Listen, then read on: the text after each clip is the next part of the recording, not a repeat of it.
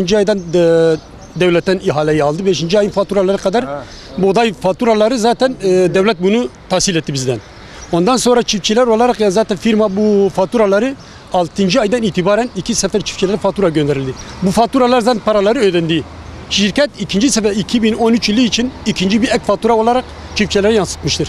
Diyorsun aşağı çiftçinin borcu yok, borcunuz yok diyor. Ama şakasamıza bize rant olarak bir makbuz göndermişler. Sizin borcunuz şu kadar.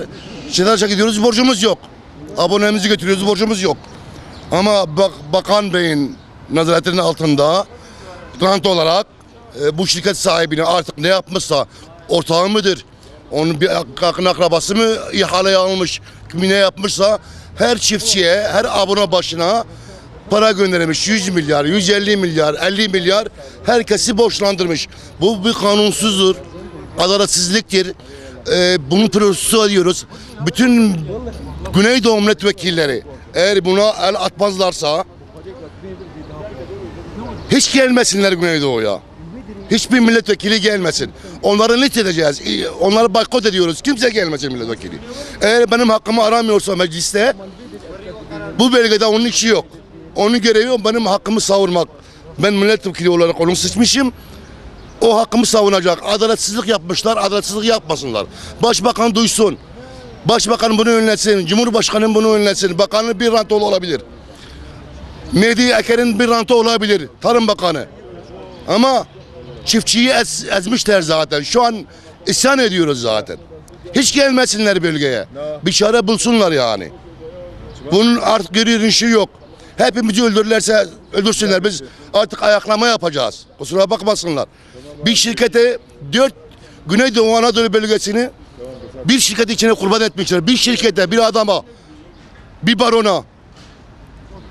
Başbakan sen duymuyor musun? Bilmiyor musun bunu?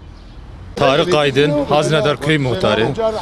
Tabii barış sürecinin yaşandığı bu dönemlerde biz muhtarlar, çiftçilerin haklarını savunmak için ilk önce Kızıltepe'de oda başkanlarımla bir toplantı düzenledik. Hani bunun üstesinden nasıl geleceğimizi falan hep birbirimize söyledik. Şimdi bugün de Büyükşehir Belediye Başkanımıza geldik. Sorunlarımızı dile getirdik.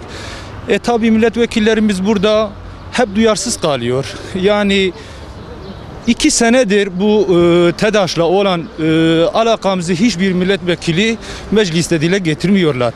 En azından bir önerge bile vermiyorlar Güneydoğu'nun milletvekilleri. Şimdi biz de burada çok mağduriyet yaşıyoruz. Ben kendim bir çiftçi olarak hem kuyu başına elektrik parası bizden alıyorlar hem de dönüm bazında elektrik parası bizden alıyorlar. Yani bu 100 dönüme 49 bin lira, ben bu parayı nerede bulurum? Bunun gübresi var, mazotu var, işçiliği var, her şeyi falan var. Biz bunun üstesinden gelemiyoruz. Şimdi biz burada kitlesel eylemler yapmak istiyoruz. Bunu yapmak istemiyoruz tabii. Biz çaresizlikten dolayı bunu mesela Perşembe günü gerek çiftçilerimizle beraber yol kesme olsun. Yasal bir şey değil, tavsiye edilecek bir şey değil. Her türlü gayreti burada göstermeye hazırız. Yani en azından sesimizi dile getirmek istiyoruz. Burada Sayın Başbakanımıza, Sayın Tarım Bakanımıza, Enerji Bakanımıza burada seslenmek istiyoruz. Bize sahip çıksınlar, bizi kazanmaya çalışsınlar.